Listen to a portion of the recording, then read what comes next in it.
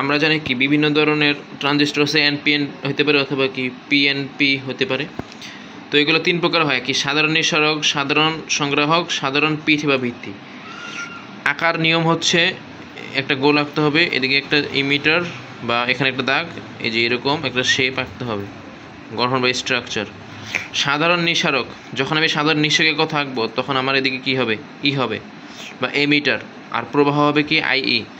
যখন আমার হবে সাধারণ সংগ্রাহক তখন হবে কি সি, মানে কি আইসি।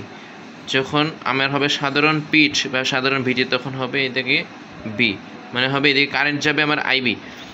এখন এই পাশে সাথে আমি দিয়ে দিয়েছি নিঃসারক, বাকি থেকে আমার কালেক্টর বা সংগ্রাহক এবং কি পিঠ বা ভিত্তি। এখন পিঠ বা ভিত্তি আর সংগ্রাহক, সংগ্রাহক আমরা জানি সংগ্রাহক আর পিঠ বা ভিত্তি এদিকেও দিতে পারি এদিকেও দিতে পারি, কিন্তু যেদিকে দিলে ভালো হবে সেটা হচ্ছে সংগ্রাহক, জিনিসটা আমার ডানে থাকে, এটা হচ্ছে প্রায়োরিটি, প্রাধান্য। সংগ্রাহকটা আমার ডানে দিতে হয়।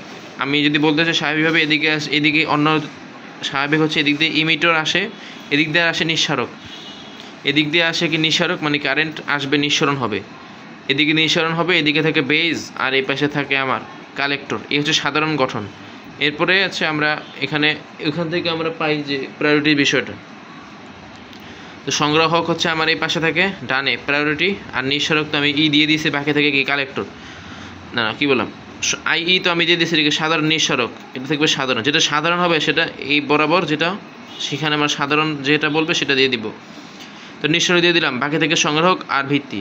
সংগ্রাহক থাকবে আমার ডানে আর পিঠ বা ভিত্তি থাকবে কি বামে, তাহলে আইবি প্লাস কি আইসি। আমি আগে এখানে এরপরে পিএনপি কোনটা আর এনপি কোনটা এটা দেখাবো। এছাড়া আর আইসি মানে কি কালেক্টর দিয়ে দিছি, বাকি থেকে কি বেজ বা ভিত্তি আর নিঃসারক, বেজ বা ভিত্তি আর কি নিঃসারক। তো নিঃসারক আর ভিত্তি পাইলে আমার সংগ্রাহক বা নিঃসারকের ক্ষেত্রে সাধারণ সংগ্রাহক, এদিকে আমার সাধারণ সংগ্রাহক, সাধারণ যেহেতু এই পাশ বরাবর আমি দিয়ে দিব সংগ্রাহক বা কালেক্টর সি, আর এর প্রবাহ হচ্ছে আই। বাকি থেকে আমার ভিত্তি আর কি নিঃসারক।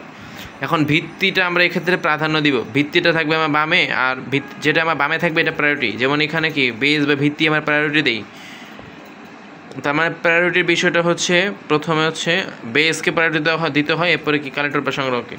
তো বেজ বাকি থাকে আর ইমিটার বাকি থাকে, তো আমার বেজকে প্রাধান্য দিতে হবে আগে, আর ইমিটার দিতে হবে এই পাশে, আর যে কারেন্ট যাবে সেটা হচ্ছে আইই আর আইবি। এবার হচ্ছে আমরা এটা হচ্ছে সাধারণ পিঠ, এটা কি সাধারণ সংগ্রাহক আর সাধারণ নিঃসারক, ওই যে মানান। সাধারণ পিঠের ক্ষেত্রে বি হবে আমার এই পাশে সাধারণ, বাকি থেকে আমার ই আর সি এর ক্ষেত্রে প্রায়োরিটি হচ্ছে বামে থাকবে, যেটা প্রায়োরিটি বামে কোনটা থাকবে, ই হচ্ছে এমিটার আর সি হচ্ছে কালেক্টর। এমিটার থাকবে বামে বা নিঃসারক, আর কালেক্টর থাকবে ডানে, আর আই দিয়ে দিলাম। এখন এনপিএন হতে পারে, পিএনপি হতে পারে। আমার সূত্র হচ্ছে আইই সমান কি আইবি প্লাস হতো আইসি। যখন এই যে এখন আমার কাজ হচ্ছে কি যে দিনতে ভাগ করে দিলাম,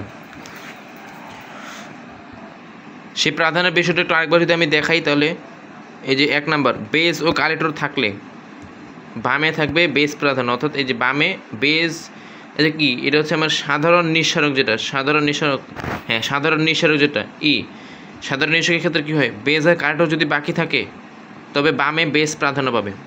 এবার অপশন 2 বা প্রায়োরিটি নাম্বার 2 সেটা হচ্ছে যদি বেজ আর ইমিটার থাকে বাকি থাকে, বেজ আর ইমিটার বাকি থাকলে এই পাশে কী থাকে, এই পাশে থাকে সি বা কালেক্টর, মানে এটা হচ্ছে কি সাধারণ সংগ্রাহক ডায়োড, সাধারণ সংগ্রাহক। তো এই ক্ষেত্রে বেজ আর ইমিটার থাকলে এবার বামে বেজকে প্রাধান্য দিতে হবে, আর এগুলোর কারেন্ট হচ্ছে কি আইবি আই আর এমিটার। এবার হচ্ছে প্রায়োরিটি 3, এমিটার ও কালেক্টর যদি থাকে তবে বামে দিতে হবে নিঃসারক বা এমিটারকে প্রাধান্য, আর ডানে দিতে হবে কালেক্টরকে প্রাধান্য। এই হচ্ছে প্রায়োরিটির জিনিসটা। এখন আমরা পড়তেছিলাম সাধারণ নিঃসারক, সাধারণ সংগ্রাহক, সাধারণ পিঠ।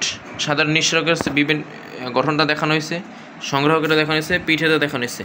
তো যখন আমরা জানি সূত্রটা কি আইই সমান আইবি প্লাস আইসি, আইই সমান হচ্ছে আইই প্লাস আইবিসি, মানে নিঃসারকের যে কারেন্ট এটা পিঠের কারেন্ট আর সংগ্রাহকের কারেন্টের সমষ্টি সমান।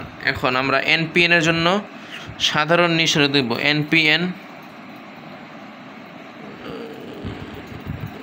সাধারণ নিঃসারক, এই গঠনটা হবে আমার এরকম, আইবি, আইসি, আইই। দেখো এনপিএন যখন হবে তার মানে কি নেগেটিভ পজিটিভ নেগেটিভ। এই ক্ষেত্রে এমিটার থেকে কারেন্ট যায় না, বরং এমিটারে আসে, নেগেটিভ হবে। নেগেটিভ পজিটিভ নেগেটিভ, নেগেটিভ যখন হবে প্রাধার অর্থাৎ নেগেটিভ পজিটিভ নেগেটিভ বা এনপিএন, সেক্ষেত্রে এমিটারে কারেন্ট আসে, এমিটার কারেন্ট সংগ্রহ করে, এমিটার কারেন্ট আসে। তার মানে আইবি আর আইসি থেকে আসবে এমিটারে। তাহলে দেখো এইটা আসতেছে বা সেটা আসতেছে, তার মানে আইই সমান আইবি প্লাস কত আইসি। এই সূত্র মানে যখন এটা পিএনপি হবে তখন হবে কি দিকটা জাস্ট উল্টে যাবে। কেমন সেটা? আইই, আইসি, আইবি। সেক্ষেত্রে কী হবে, এই আইই থেকে কারেন্ট যাবে, ভাগ হয়ে যাবে, আইই থেকে যাবে আইবি আর আইসি।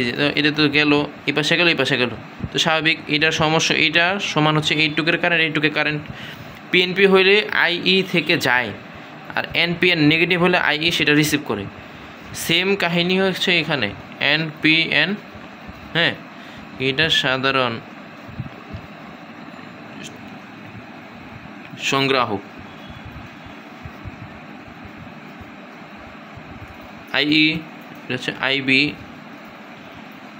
এটা হচ্ছে আইই, এটা হচ্ছে আমার আইসি। আইই সমান আইবি প্লাস আইসি, এই হচ্ছে সূত্র। এখন এনপিএন মানে কি, আইই সেটা কী করবে, রিসিভ করবে। তার মানে আইইতে আসতেছে, এটা এদিক থেকে কারেন্ট যে আইইতে আসতেছে। আর যদি পিএনপি হয় তখন আইই থেকে যাবে এই পাশে।